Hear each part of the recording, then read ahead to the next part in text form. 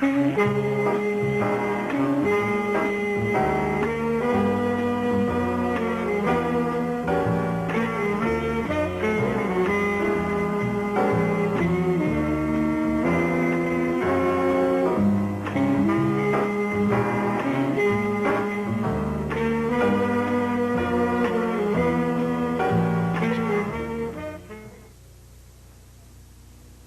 only way to create an exhibition of the Situationist is you have to take the notion into your own heart and redesign it accordingly with your own soul. From now on, Debord said, the art of the future will be the creation of situations, or nothing. The Situationists, they wanted to devaluate everything which was a part of the modern society. And for sure, for them, art market, art dealing with art, was something that should be ruined. They want to not only negate art, but in the way Debord put it, also realize it, which is to say, make of daily life a creative, continuously original, delirious, ecstatic experience.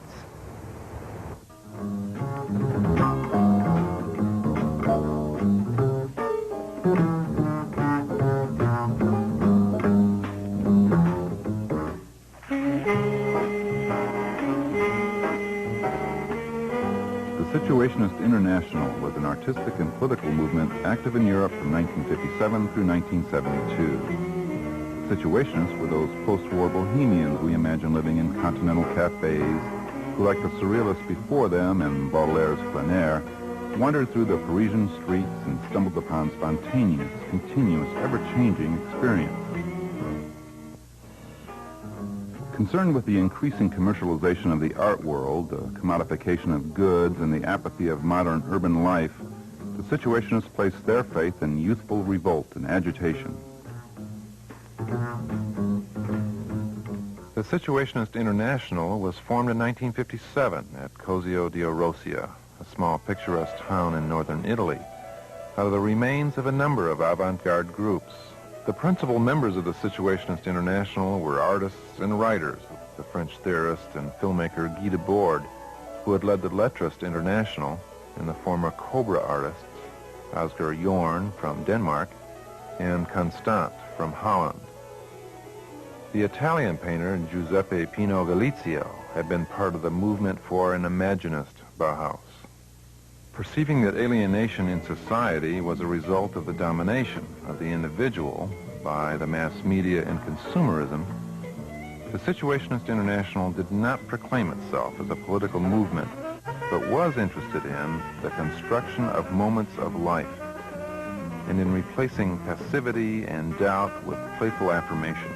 The word situationist denoted activity that aimed at making situations. What could be transformed into a situation? It could be an epic or a moment of an individual's life. From 1957 through 1972, they published journals and books, held exhibitions, made films, sprawled graffiti on city walls, subverted and created comics, and helped detonate the student revolts of May 1968 in Paris. The members of the Situationist International were aesthetic and political renegades who wanted nothing less than to change the world.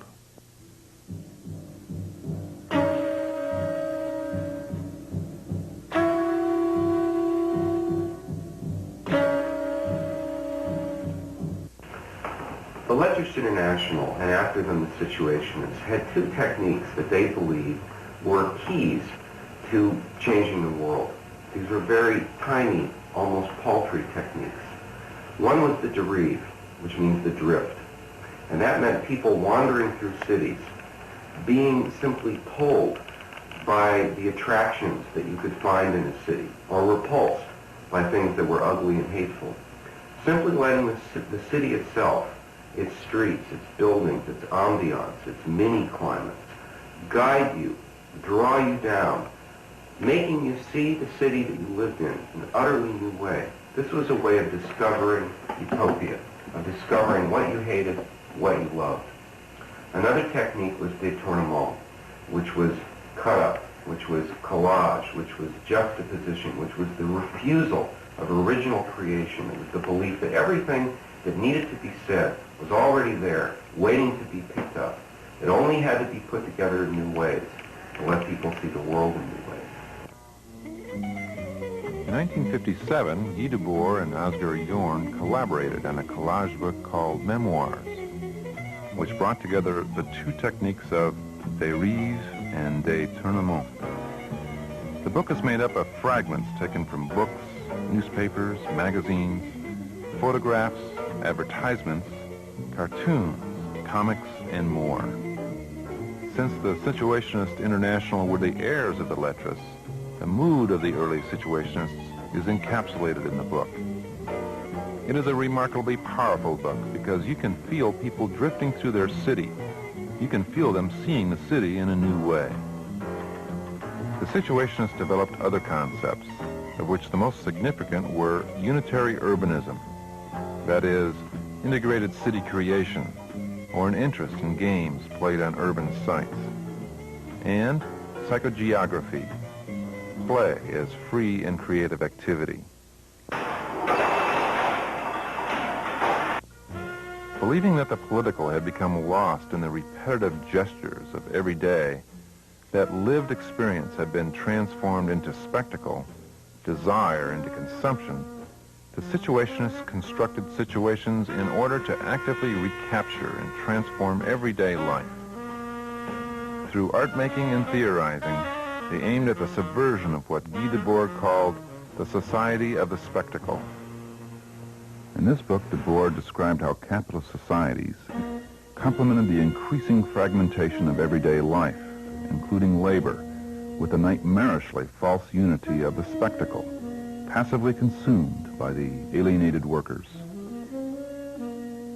Debord has said that the spectacle is capital accumulated to such a degree that it becomes an image, and that in societies where modern conditions of production prevail, all of life presents itself as an immense accumulation of spectacles. Initially, the Situationist International focused on art making. In 1959, 3 artists held major exhibitions of their work, including Oscar Jorn, whose modifications, or altered paintings, were shown at the Rive Gauche Gallery in Paris. These were second-hand, kitsch paintings by unknown artists, which were then overpainted by Jorn as a way of calling the activity of painting into question and the fulfillment of the self as expressed in action painting. In an essay entitled Détourned Painting, he wrote, "Be modern. Collectors, museums, if you have old painting, do not despair. Retain your memories, but deturn them, so that they correspond with your era. Why reject the old if one can modernize it with a few strokes of the brush? This casts a bit of contemporaneity on your old culture. Be up to date and distinguished at the same time. Painting is over. You might as well finish it off. Deturn. Long live painting."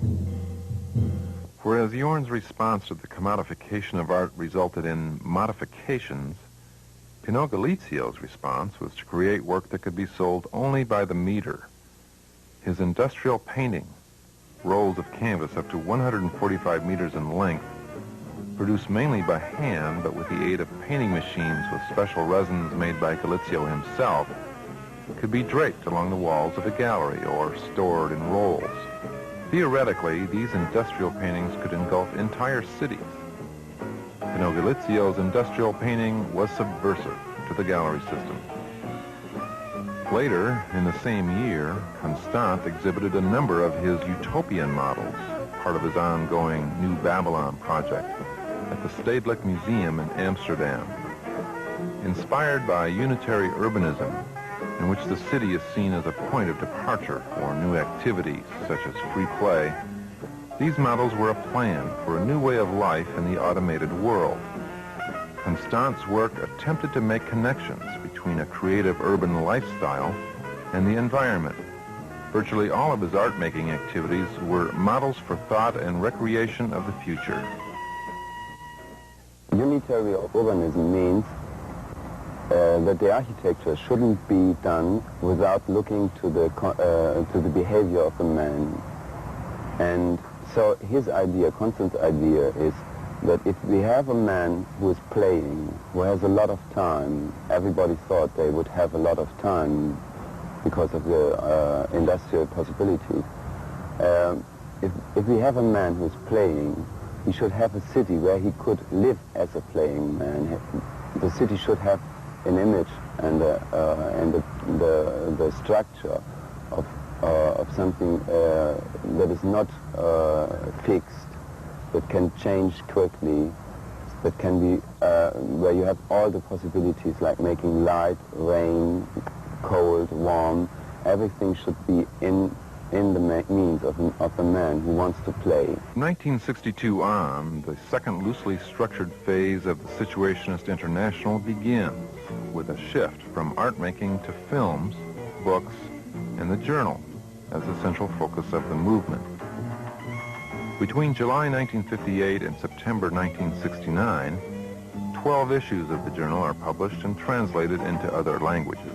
Composed of articles which were sometimes signed, but more often written collectively and anonymously, the journal was a critique of capitalist culture and urban life, enlivened with images pirated from the mass media. Besides writing, organizing, and editing the Situationist International journal, Guy Debord directed 6 films from 1957 to 1978. These films, now removed from distribution by Debord, are mostly unknown to the general public and have rarely been seen outside of France. What's so striking about Debord's films is that they are essentially a fabric of citations, both on the soundtrack, which consists primarily of phrases, sometimes extended phrases, taken from a variety of sources, everything from Marx, Nietzsche, Hegel, to commercials, law codes, newspaper articles, etc., combined with images that themselves are also citations from films, from newspapers, from books, from the history of cinema. Debord's cinema is strikingly reminiscent of films that an American public would be much more familiar with, given that Debord's films were never shown in America, even when they were being screened in France. I'm thinking specifically of the films of someone like Jean-Luc Godard. And this is no accident. Polemically put, I would go so far as to say Godard learned a vast quantity of what is most interesting in his oeuvre from Debord, something which Godard, as far as I know, has never explicitly admitted. But the parallels are striking. The late 60s were politically and socially volatile times in Europe and the United States. Dissatisfaction with the Vietnam War, societal values, and political structures was building, particularly in the universities. What exactly the situation has had to do with May 68 has never been completely clear, never been very well understood. May 68 was kicked off by demonstrations, protests, denunciations, outrageous behavior at the campus of the University of Paris in Nanterre, Paris suburb. And the people who kicked this off named themselves the Enragés. They were Situationist followers. They were fans. They were trying to put Situationist critique, which excited them, into practice.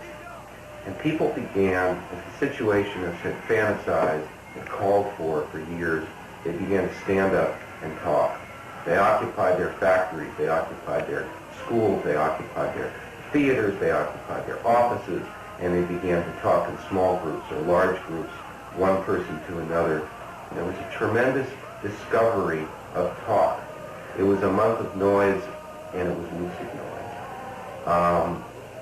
The slogans that covered Paris, that spread all across France, and over the next 10, 20 years have spread all across the world, were mostly Situationist slogans. They were either copied out of Situationist tracts, or they were put up by the Situationists themselves.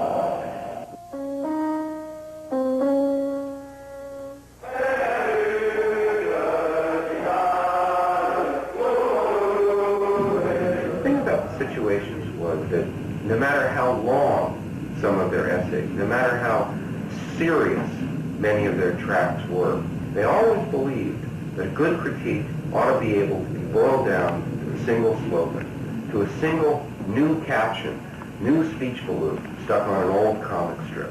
It ought to be comprehensible immediately to anybody. And that's what happened in May. You can't say the Situationists started May 68.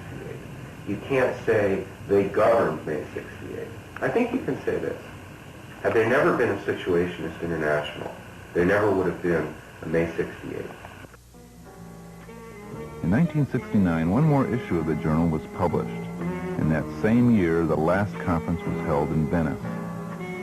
Further splits followed, and in 1972, the organization was dissolved. For the Situationists, 1968 proved a bitter victory. Originally, I heard about the Situationists when I was at art school, looking for a cause. Like every other rebel without one, we basically looked to do something that would make ourselves feel like we could be gigantic posers, show-offs. We felt dreadfully unfashionable as people. And I think that with respect to Guy Debord and the notion that happened in 1968, when those few students in Paris took his ideas, turned them into a reality, made the streets their own, and virtually brought down the government de Gaulle, excited us all over here no end. And we tried in our own way to pay homage by ransacking and sitting in and taking over our own art schools. It didn't last long, and the following autumn of 68, we were all left with thinking how we were going to redesign our lives. And it led us ultimately to care about trying to create a lifestyle which we in turn could turn the tables, we in turn could do things that would shift the intelligence. When it became time in the mid-70s to change pop music, when pop fans like Malcolm McLaren and Jamie Reed were disgusted, bored to death with the deadness of pop life, Situationist notions of change, of outrage, of excess, were a lot of what drove them to try and create the Sex Pistols.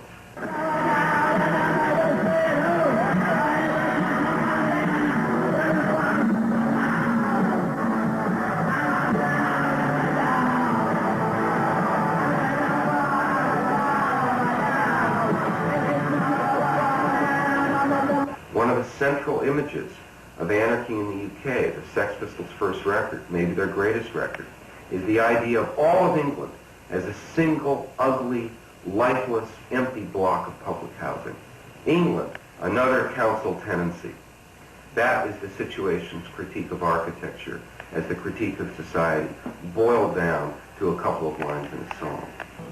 English artist Jamie Reed, who created numerous designs for the Sex Pistols, has created a large collage which he is constantly altering that charts the history of the Sex Pistols. This collage vividly incorporates the Situationist theory of détournement. I was faced with the situation of how to present the Sex Pistols in an art gallery situation. And rather, well, because I had no money, I couldn't frame anything, so I thought what I'd do is just use the actual gallery, the gallery walls, and just put everything that I had pertaining to the Sex Pistols and a few other things onto the wall. I used a lot of letters and incidental things, and it really, if you want to look at it for a long time, it tells the whole story of the Sex Pistols. In the past 2 decades, there has been widespread diffusion of the Situationist ideas about society, art, and the relation between the two. The link between art and the social and political was once considered controversial, but now it is increasingly accepted. Contemporary art directed towards social, cultural, and political change can be seen in activist collaborative groups such as Group Material, who deturn works of art, found objects, and advertising to create exhibitions which address relevant themes such as democracy, education, and cultural representation. American artists such as Cindy Sherman, Richard Prince, and Barbara Kruger deal with issues related to the spectacle, the media, social myths, cultural stereotypes, and strategies of appropriation. Though many artists have absorbed Situationist ideas into their art practices without even being aware of Situationist texts and artworks, many artists also claim direct Situationist influence. These artists vary from Daniel Buren and Mario Mertz to Art and Language. The Situationist International project was always a project of communication, an attempt to discover the forms of a new kind of free speech and then to use them.